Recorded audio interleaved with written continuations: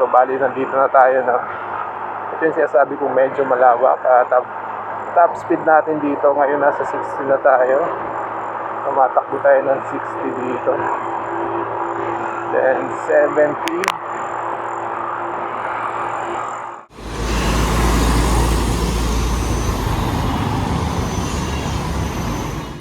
Kumusta mga kasadikat? Yun nga, no? So bali nandito tayo sa Rusi ngayon. Dito to sa may boundary ng Angeles at San Fernando. Bali sumilong tayo dito. Ayan. Samahan ko kayo, mag-inquire na rin tayo dito ng kanilang mga motor. At may mga repo sila dito. Bali yung repo nila yan, mga repo nila. Then meron silang halos napansin ko lang dito sa Rusi, talagang ang down payment nila dito is 1,000 lang talaga. Lahat ng motor nila. So 1,000 lang yung down payment nila dito. And ito lang yung mga repo nila. Yan, lahat 1,000 yan. Then yung iba hindi pa available yung prices nila. Pero doon sa mga kasadik natin na gusto lang, di ba, medyo mura, budget meal na motor, mamasada o pang service pang araw-araw, ito 1,000 lang monthly. Yan, di ba? So medyo sariwa pa yung ibang motor nila dito. Ayan, kamukha nito, sariwang sariwa pa. And syempre meron din sila dito yung mga brand yung nila. And sa mga brand yung nila, doon sa mga namamasada dyan, di ba? Sa mga tatay nyo, regaluhan nyo ng motor. And meron sila ditong mga 125, and then yung monthly naman nila dito. And monthly, straight monthly pala siya. So brand new sila, walang down payment pala, magbabayad na kayo ng magbabayad na kayo kaagad ng monthly nyo nun.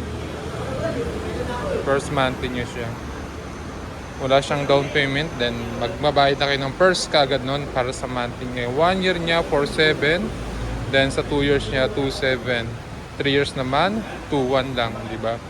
So first nyo kukuha kayo, first bayad kaagad ng isang buwan kaagad nun. Halimbawa 2 years, 3 years yan, babayad kaagad kayo ng 2,000 plus nun. And meron din sila dito parang pang MIUI, di ba? Yung mga pang Yamaha, kumukha ng Yamaha, napakagaling talaga ng Rusi, di ba? Ayan, bali may down payment naman dito, 3,000 yung down niya, din sa monthly niya, sa 1 year 6,000, then sa 3 years 2,700, di ba? Okay siya, goods na goods, so parang Yamaha rin. Yamaha or Honda, di ba? Ayan, sa mga pampasada lang,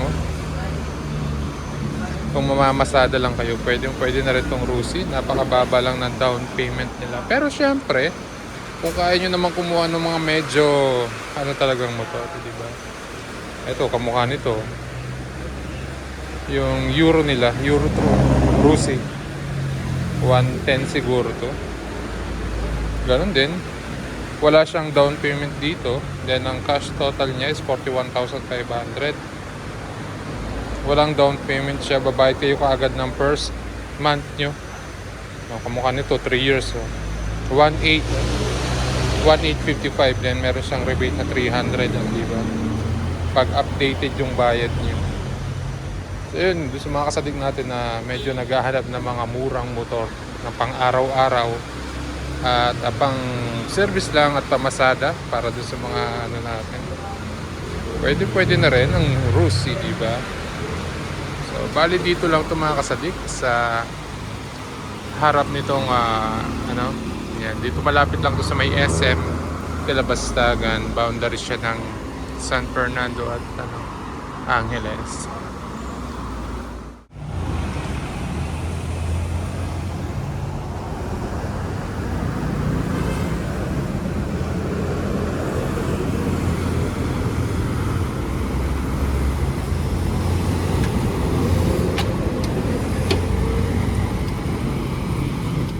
At yun na nga mga kasadik, so bali i-ride test natin tong Passion na to, Passion 125 ng Rusi.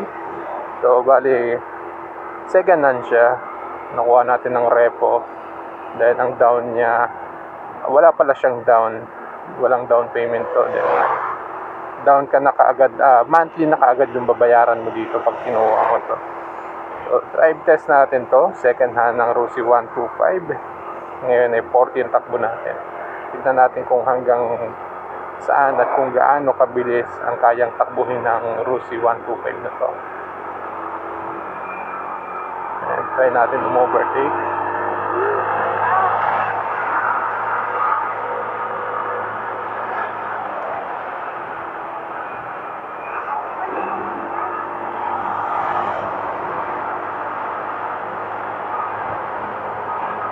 Takbo tayo ng 60. So far so good. Ang preno goods naman. And try natin isagad kung anong kayang, ilang kilometer ang kayang i-top speed natin dito. Ilang kilometer yung kayang takbuhin dito. So overtake tayo ulit. Clear ba? Okay, clear. Try natin ulit. Takbo tayo ng 60.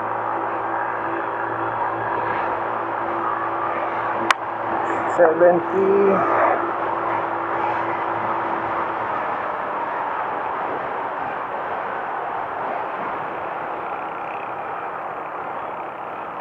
So far so good. 70.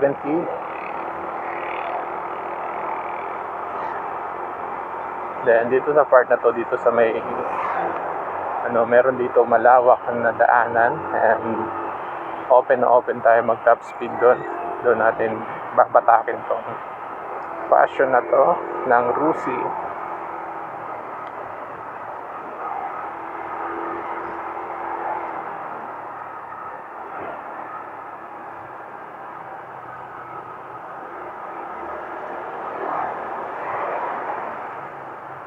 Yung pormahan nitong passion na to parang Yamaha or Honda, parang gano'n. Pero mas kahawig na yung MIUI 125, yung motor ko. Yun ang mas kahawig niya. Yun yung parang gano'n, no? MIUI 125. So parang gano'n yung itsura nito.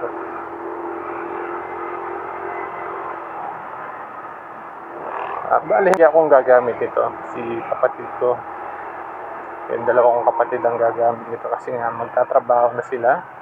And San Fernando to Arayat. Bali, bumabiyahe sila araw-araw. Ngayon magde-December na medyo mahirap na nga bumiyahe pag-uwian. Lalo na yan, closing sila lagi. At mahirap sumakay. Kasi pag mula San Fernando, so may sindalan sila hanggang Arayat. 3 sakay or 2 sakay sila. Kaya medyo hassle para sa kanila. Kaya yun, kumuha na lang ng motor para yung pinapamasahe nila, di ba? Yun lang ipang dadaw nila. And yun, no, so medyo malapit na nga tayo dun sa sinasabi kong open area dito. Goods naman yung takbo ng passion na to. Goods naman siya. Pati yung may-ari nito, 1 buwan lang niyang nagamit to. 1 buwan daw niyang nakuha tong ano na to. At hindi na bali na hila na kagad, pinahila na siguro. 1 buwan lang daw nagamit ng may-ari. Tayo na magtutuloy ngayon. So far so good naman siya. At wala naman at ito na nga, so medyo malapit na tayo dun sa lugar no. Pwede mag break in talaga. Try natin top speed kung ilan yung kayang takbuhin itong passion na to. At on the way kami sa Arayat ngayon, from San Fernando to Arayat. Yan, tumatakbo na tayo ng 50 ngayon. So far so good. Ang preno, goods na goods. At eto na nga yun, so medyo malapit na tayo. Try natin kung kaya tumakbo ng 100 nitong Rusi na to. Tingnan natin. 125 lang din tong passion na to. And premium premium fuel niya. So mas mataas yung octane ng premium, so mas mabilis masunog 'yon. Kaya tignan natin. Kasi doon sa MIUI ko, unleaded yung iginagas ko doon. Kasi medyo Ayun talaga yung ano ng MIUI. Kailangan medyo mababa yung octane ng gas niya kasi meron na siyang ano. Pero ito, first time kong ano ito. Pormahan ito parang ano parang yung mga Aerox ba yun? So bali nandito na tayo na. Ito yung sinasabi kong medyo malawak. Top speed natin dito ngayon nasa 60 na tayo.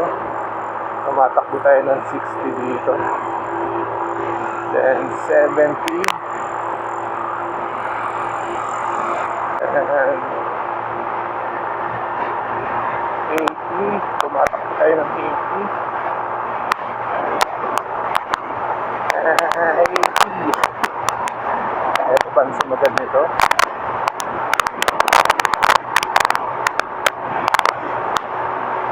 Matuloy na rin yung 80 niya, no?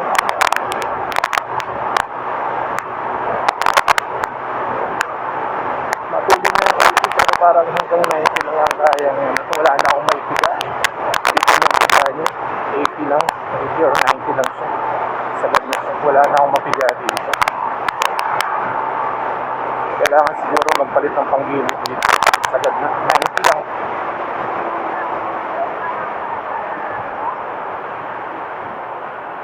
Hanggang 90 lang ang kaya niya.